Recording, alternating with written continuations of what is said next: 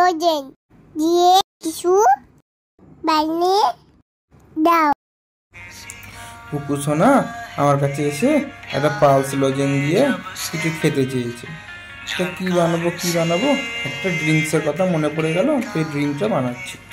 তো ফার্স্টে পালস লজেনগুলোকে এরকম করে গুঁড়ো গুঁড়ো করে নিলাম মিক্সিতে। পালস লজেনগুলো একটু আঠালো হয়, তো এগুলো একটু দেখবেন আটকে যাচ্ছে। যাই হোক, এবার একটা পাত্রের মধ্যে লঙ্কা গুঁড়ো আর একটুখানি নুন দিয়ে দিয়েছিলাম, দিয়ে এটাকে আমরা ভালো করে একটু মিক্সড করে নেব।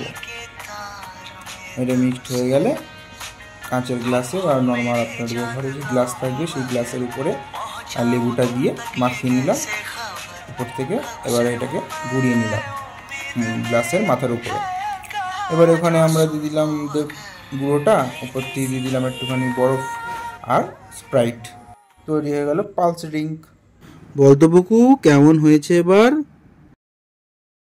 খুব সুন্দর লাগছে।